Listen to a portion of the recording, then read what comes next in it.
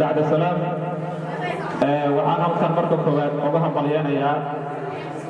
ardaydan ay tiradoodu dhan tahay 40-ka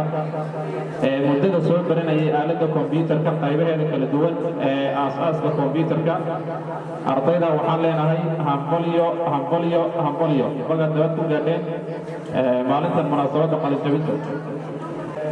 haddii aan wax yar ka taabto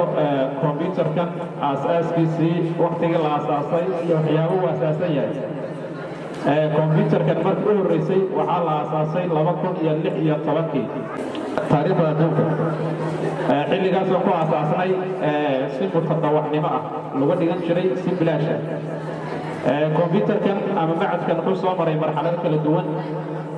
hadda intii ka dambeysay coronavirus ama 2019 waxaa ka qalin jabiyey arday dhan 5 dufcadood iyadoo xilligaa intii ka horreysayna ay ka qalin jabiyeen arday 4 dufcadood marka dufcadaas oo wada rahaan noqonaysa ardayda ka qalin jabisay intii ka dambeysay hadda aasaaska 311 arday oo isugu jira 200 oo raga iyo 111 dumar ardaydaasoo baranaysay noocyada kala duwan ee kombiyuutarka hadday noqoto aasaaskii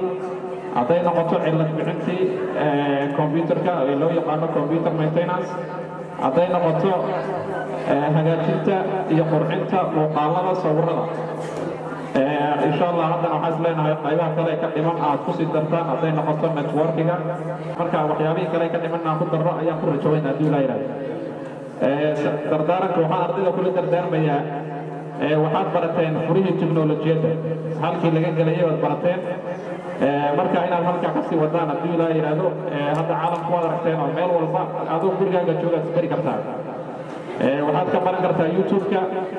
waxaad ka baran kartaa meel walbaad ka baran kartaa platformyo kala duwan oo laga bartaa jira marka inaad halkaa kasii barataan waxaa kaloo ardayda ku xoojinayaa waxaa jira barnaamij la dhaho intio coder barnaamijkaas waa barnaamij online lagu dhigto barnaamijka waxaa ka faa'iidaysan kara qof walba waxa u baxsan yahay kombiyuutarka marka ardaydan hadda qalin jabinaysa iyagana waxaan kusii boorin lahaa inay ka faa'iidaystaan barnaamijka intio coderka oo lagu baranayo fursado waxbarasho oo kala duwan oo bilaash ah marka taana in laga faa'iidaystaan leeyahay waa online baa lagu baranayaa adoo gurigaaga jooga xaafadda jooga intii aad joogto facebooka geli lahayd ama wax kale ku jeedi lahayd baad sida ku jeedi markaa shahaadooyin baad ka qaadanaysaa nano degree loo yaqaan marka ardayda waxaan ku boorin lahaa inay ka faa'iidaystaan fursadda dahabiga assalaamu calaykum waraxmatullaahi wabarakaatu